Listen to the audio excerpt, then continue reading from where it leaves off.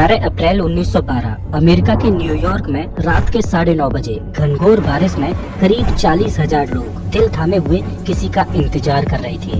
ये वो काली रात थी जब न्यूयॉर्क में दर्द का सैलाब आने वाला था। 3 दिन से ये लोग टकटकी लगाए एक जहाज का इंतजार कर रहे हैं जिसका नाम है कारपेथिया।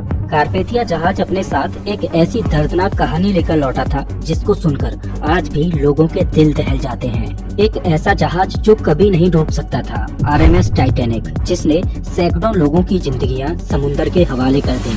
और कारपेथिया जहाज पर मौजूद हैं वो चुनिंदा लोग जिन्होंने टाइटैनिक के रौद्र रूप को अपनी आंखों से देखा था। ये इतिहास की वो दिल दहला देने वाली घटना थी जिसको कोई भी इंसान भुला नहीं सकता। ये घटना अपने पीछे कई रहस्यों को छोड़कर चली गई। नमस्कार दोस्तों, मैं हूँ श्याम तोमर, स्वागत करता हूँ आपका इस वीडियो में। 10 अप्रैल 1912 को जब टाइटैनिक ब्रिटेन के साउथहैम्पटन से न्यूयॉर्क जाने के लिए अपनी पहली यात्रा के लिए तैयार था, तब वहाँ पर एक अलग ही माहौल था, क्योंकि लोगों ने टाइटैनिक के बारे में इतना सुन रखा था कि वो टाइटैनिक की विशालता और उसकी सुंदरता को देखने के लिए उमड़ पड़े। ऐसा माना जाता है कि करीब 1 लाख से भी ज्यादा लोग टाइटैनिक की भव्यता को देखने के लिए आए थे। और इतनी भीड़ टाइटैनिक को देखने क्यों न आती, क्योंकि टाइटैनिक था ही इतना भव्य। ये जहाज 269 मीटर लंबा था और इसकी ऊंचाई करीब 53 मीटर थी, जो कि एक 8 मंजिला ऊंची इमारत से भी ज्यादा ऊंचा था। ये जहाज बाहर से देखने में जितना भव्य लगता था, उससे ज्यादा आलीशान तो ये अंदर से था। ये इतना लग्जूरियस जहाज था कि इसमें 2 बड़े-बड़े ground stairs, heated swimming pool, gym, 4 restaurant, library, Turkish बाग, इलेक्ट्रिक बाग और बार्बर शॉप इत्यादि थे। ऐसा मानो कि टाइटैनिक एक चलता फिरता लग्जूरियस होटल था जिसमें हर तरह की सुविधा मौजूद थी। टाइटैनिक लग्जरी के मामले में तो खास था ही, लेकिन एक और बात टाइटैनिक को खास बनाती, वो थी टाइटैनिक की सेफ्टी। ये उस समय दुनिया का सबसे बड़ा, सेफ और मजबूत जहाज था। टाइटैनिक को इस तरह से बनाया गया था कि इसका दूसरा नाम ही अनसिंकेबल था, मतलब कभी न डूबने वाला जहाज। और देखा जाए तो टाइटैनिक था भी एक ऐसा जहाज जो कभी नहीं डूब सकता था, क्योंकि इसको बनाया ही कुछ इस तरह से गया था, क्योंकि इसमें डबल बॉटम हल का इस्तेमाल किया गया था। दरअसल हल जहाज के इस बाहरी आवरण को बोला जाता है जो जहाज को मजबूती देता है। ये स्टील का बना एक मजबूत स्ट्रक्चर होता है। इसे आप जहाज की रीढ़ की हड्डी भी बोल सकते हो। ये जहाज की मेन बॉडी होता है। टाइटैनिक का ये हल वैसे तो मजबूत था ही, लेकिन इसे और ज्यादा सेफ बनाने के लिए टाइटैनिक के इस निचले वाले हिस्से यानी बॉटम में डबल हल का इस्तेमाल किया गया था। दरअसल समुद्र में कोई शिप चलती है तो उसका ज्यादातर इस निचले वाले हिस्से में किसी अंदरूनी चट्टान या अन्य चीजों से टकराने का डर रहता है। तो टाइटैनिक का डबल बॉटम हल होने की वजह से अगर इसका निचला वाला हल किसी इम्पैक्ट में टूट भी जाए तो दूसरा हल टाइटैनिक को सुरक्षित रखेगा और इसे डूबने से बचा लेगा। और टाइटैनिक का दूसरा सेफ्टी फीचर इसे और ज्यादा सेफ बना देता है। दरअसल टाइटैनिक को 16 वाटर टाइट कंपार्टमेंट्स में डिवाइड किया गया था। दरअसल जहाज का ये निचला वाला भाग शिप का मेन पोर्शन होता है जो पानी के अंदर चलता है। अब अगर मानकर चलो कि जहाज के इस वाले हिस्से में कहीं पर भी कोई छेद हो जाए तो धीरे धीरे जहाज के अंदर पानी भरने लगेगा और कुछ समय बाद जहाज पानी के अंदर डूब जाएगा। लेकिन टाइटैनिक के इस निचले हिस्से को 16 वाटर टाइट कंपार्टमेंट्स में बांटा गया था। इससे फायदा ये होने वाला था कि अगर बाई चांस जहाज साइड से किसी चट्टान से टकराता है और उसमें लीकेज होता है तो जहाज का जो कंपार्टमेंट क्षतिग्रस्त हुआ है केवल उसी में पानी भरेगा और बाकी के कंपार्टमेंट्स में पानी फ्लो नहीं करेगा, जिससे जहाज डूबने से बच जाएगा। और टाइटैनिक इतना बड़ा जहाज था कि अगर इसके 16 में से 4 कंपार्टमेंट्स में भी पानी भर जाए तो भी ये डूबने वाला नहीं था। और ऐसा होना एक असंभव सी बात थी कि इसके एक साथ 4 से ज्यादा कंपार्टमेंट्स डैमेज हो जाएं, क्योंकि ये कंपार्टमेंट्स बहुत बड़े बड़े थे। तो भला कोई चट्टान भी इस जहाज को कैसे डुबो सकती थी। इसी वजह से इस जहाज को कभी न डूबने वाला जहाज यानी अनसिंकेबल बोला जाता था। टाइटैनिक को व्हाइट स्टार लाइन कंपनी ने करीब 3 सालों में बनाकर तैयार किया था। 2 अप्रैल 1912 को टाइटैनिक जहाज बनकर तैयार हो चुका था और इसके कुछ दिन बाद यानी 10 अप्रैल 1912 को इसे अपनी पहली यात्रा के लिए तैयार किया जाता है। इस जहाज में उस जमाने के बड़े बड़े लोग बैठे थे। इसमें कुछ ऐसे प्रवासी भी थे जो अमेरिका जाकर एक नए जीवन की शुरुआत करने वाले थे। इस जहाज के कप्तान थे 62 साल के एडवर्ड जॉन स्मिथ, जो कि एक अनुभवी कप्तान थे। ऐसा माना जाता है कि ये इनका आखिरी सफर था। इसके बाद ये रिटायरमेंट लेने वाले थे। इस जहाज पर करीब 2240 पैसेंजर्स और क्रू मेंबर्स थे।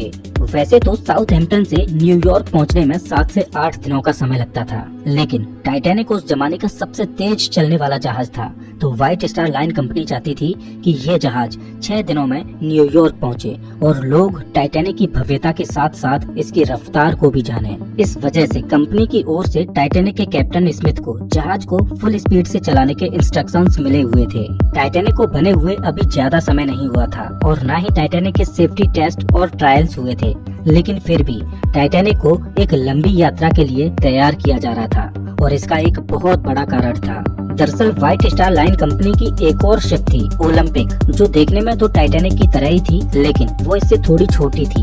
इस वजह से ओलंपिक शिप को टाइटैनिक की बहन बोला जाता था। मार्च 1912 को ओलंपिक शिप में खराबी आ गई थी। इस वजह से ओलंपिक इमरजेंसी में बंदरगाह पर रिपेयर होने के लिए आई। अब ये शिप इतनी बड़ी होती है कि इनको रिपेयर होने में कई महीनों का समय लग जाता है, तो इस वजह से व्हाइट स्टार लाइन कंपनी का बिजनेस इन महीनों में बंद पड़ जाता। तो कंपनी ने अपने बिजनेस को जारी रखने के लिए अगले ही महीने यानी अप्रैल में अपनी नई शिप टाइटैनिक को लॉन्च करने का फैसला किया।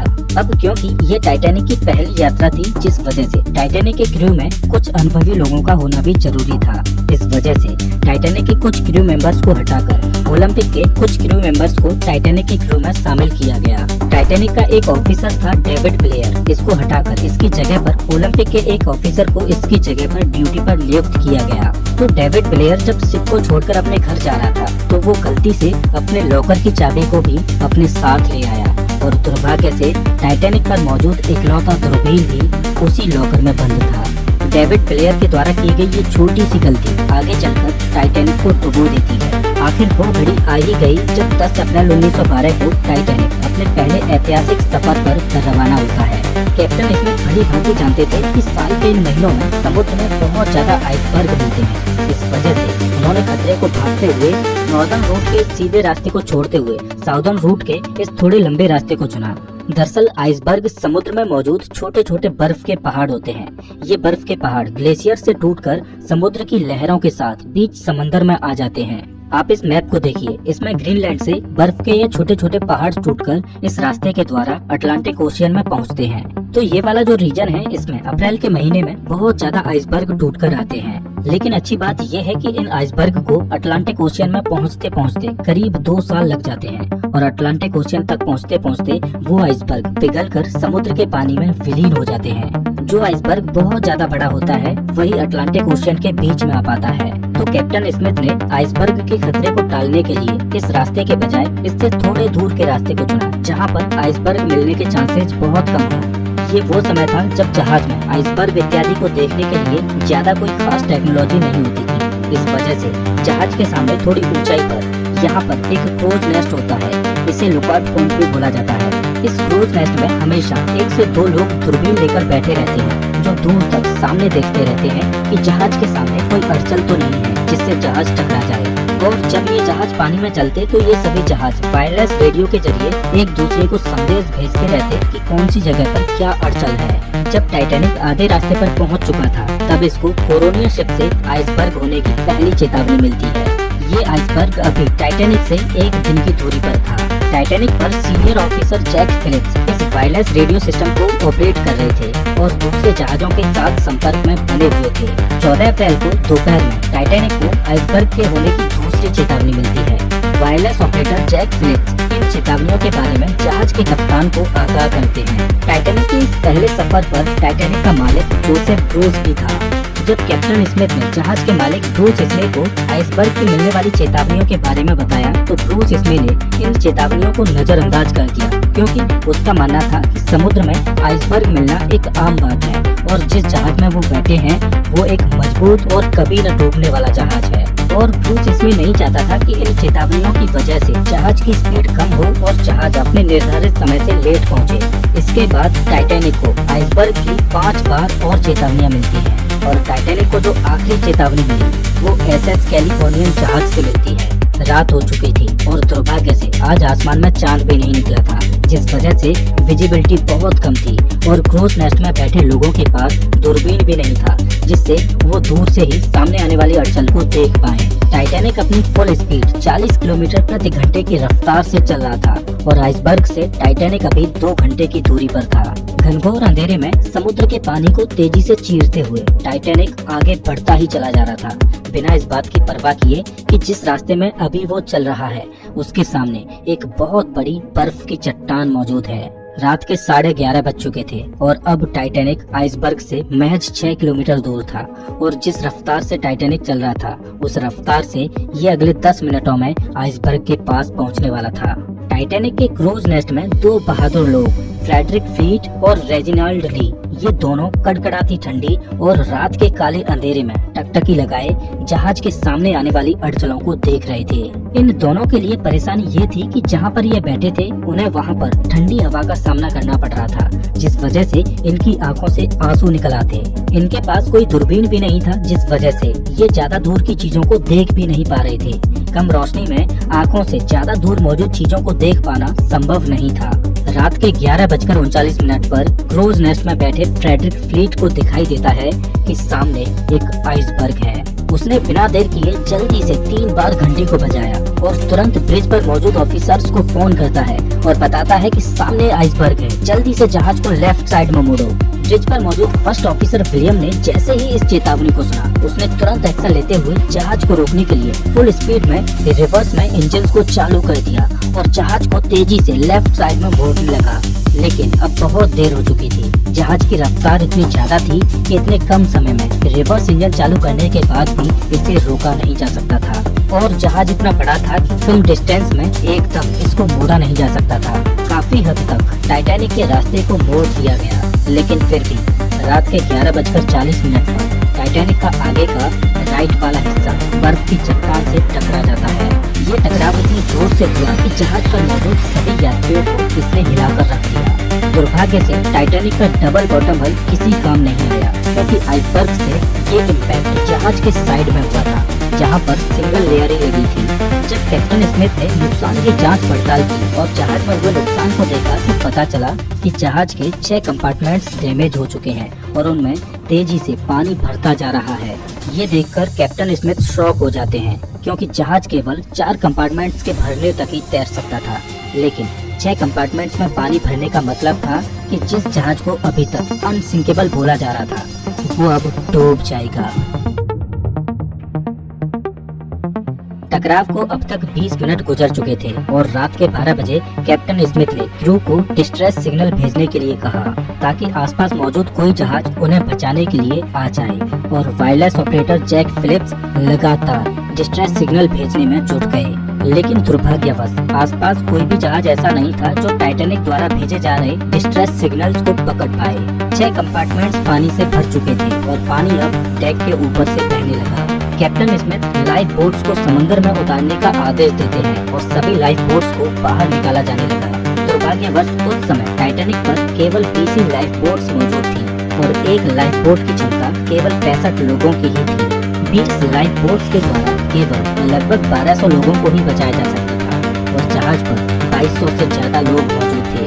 हड़बड़ी में शुरुआत में जो लाइफ बोट्स उतारी जा रही थी उनमें केवल 27 से 28 लोगों को ही भेजा जा रहा था और लाइफ बोट्स को केवल आधा ही भरा जा रहा था। प्रोटोकॉल ये था कि औरतों और बच्चों को पहले लाइफ बोट्स में भेजा जाएगा। जहाज पर अभी भी कुछ लोग ऐसे थे जो ये मान रहे थे कि ये जहाज कभी डूब ही नहीं सकता और वो एकदम रिलैक्स थे। इधर जैक फिलिप्स लगातार डिस्ट्रेस सिग्नल्स भेजे जा रहे थे और सौभाग्य से इनका डिस्ट्रेस सिग्नल पास में मौजूद एक जहाज कारपेथिया को मिलता है और 12:30 पर कारपेथिया जहाज से संदेश आता है कि वो टाइटैनिक पर मौजूद लोगों को बचाने आ रहे हैं। लेकिन बदकिस्मती ये थी कि कारपेथिया जहाज अभी भी टाइटैनिक से करीब 107 किलोमीटर दूर था और कारपेथिया अपनी फुल स्पीड पर भी चलता, तब भी कारपेथिया को टाइटैनिक तक पहुंचने में 4 घंटों का समय लगने वाला था। अब सवाल ये है कि क्या 4 घंटों तक टाइटैनिक सरवाइव कर पाएगा? जैसे जैसे टाइटैनिक के आगे के हिस्से में पानी भरता जा रहा था वैसे वैसे जहाज आगे की ओर झुकता जा रहा था और पानी में धंसता चला जा रहा था। जब टाइटैनिक का टिल्ट बढ़ने लगा तो लोगों में अफरा तफरी मच गई। अब सबको समझ आ चुका था कि टाइटैनिक अब डूब जाएगा और सब लोग अपने अपनी जान बचाने के लिए लाइफ बोट्स में चढ़ने के लिए अपनी अपनी जगह बनाने की कोशिश करने लगे। लाइफ बोट्स में फर्स्ट क्लास के लोगों को बचाने में ज्यादा प्रायोरिटी दी जा रही थी और 1:50 पर जब जहाज से आखिरी लाइफ बोट को उतारा गया, उसके बाद भी जहाज पर 1500 से ज्यादा लोग बचे थे। चारों ओर खौफ का माहौल था। जो लोग तैर सकते थे वो समुद्र के पानी में छलांग लगा रहे थे, लेकिन इस समय तो समुद्र भी बेरहमी दिखा रहा था। समुद्र का पानी -2 डिग्री सेल्सियस तक ठंडा था। इतने ठंडे पानी में कोई भी व्यक्ति ज्यादा से ज्यादा 15 से 30 मिनट तक ही जिंदा रह सकता था। कुछ लोगों ने तो मौत को स्वीकार कर लिया और वो मौत को गले लगाने के लिए तैयार थे। लेकिन इधर जहाज के क्रू मेंबर्स अभी भी मदद की आस में डिस्ट्रेस सिग्नल्स भेजे जा रहे थे। आसमान में फ्लेयर्स चला रहे थे ताकि आसपास मौजूद किसी जहाज का ध्यान उनकी ओर जाए और वो उनको बचा लें, लेकिन कोई भी जहाज उनको बचाने के लिए नहीं आता। टाइटैनिक में पानी के भरने की रफ्तार बढ़ती जा रही थी और टाइटैनिक बहुत तेजी से डूबने लगा।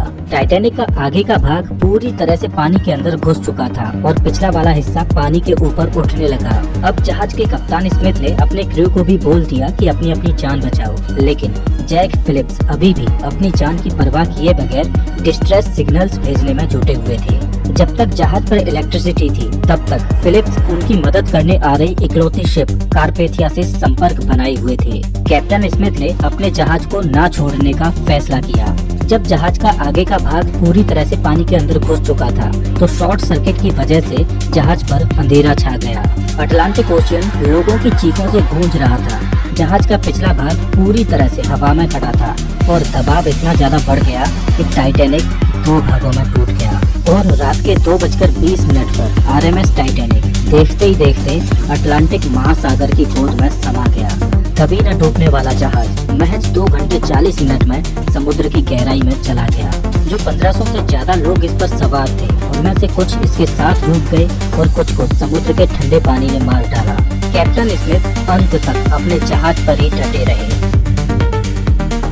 टाइटैनिक के डूबने के करीब 2 घंटों के बाद अगले दिन की सुबह में कारपेथिया जहाज बचे हुए लोगों को रेस्क्यू करने के लिए पहुंचता है और केवल 706 लोग ही इस हादसे में जिंदा बचे थे।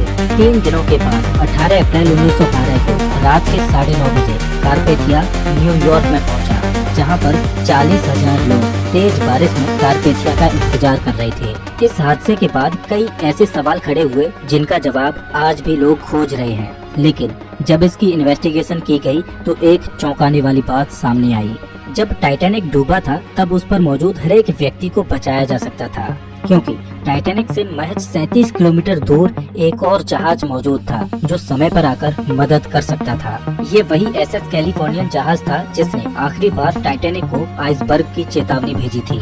लेकिन ऐसी क्या वजह थी कि एसएस कैलिफोर्नियन जहाज टाइटैनिक की मदद करने के लिए नहीं गया, जबकि उन्हें होराइजन में आसमान में छोड़ी जाने वाली फ्लेयर्स भी दिखाई दे रही थी। तो इन्वेस्टिगेशन में पता चला कि समुद्र में आइसबर्ग के खतरों को देखते हुए कैलिफोर्नियन जहाज ने रात में आगे न बढ़ने का फैसला किया और उन्होंने रात में अपने वायरलेस रेडियो को भी बंद कर दिया था, जिससे उनको टाइटैनिक का कोई भी डिस्ट्रेस सिग्नल रिसीव ही नहीं हो पाया। जब एसएस कैलिफोर्नियन के क्रू ने टाइटैनिक से उड़ने वाले रॉकेट्स और फ्लेयर्स को देखा तो उन्होंने कैलिफोर्नियन के कप्तान स्टैनली लॉर्ड को इस बात की जानकारी भी दी। स्टैनली लॉर्ड ने अपने क्रू को मॉर्स लैंप से टाइटैनिक को संकेत भेजने को कहा और एसएस कैलिफोर्नियन का क्रू मॉर्स लैंप से टाइटैनिक को सिग्नल भेजता रहा, लेकिन शायद टाइटैनिक पर इतनी हड़बड़ी मची हुई थी कि किसी ने एसएस कैलिफोर्नियन से आ रहे मॉर्स सिग्नल को नहीं देखा।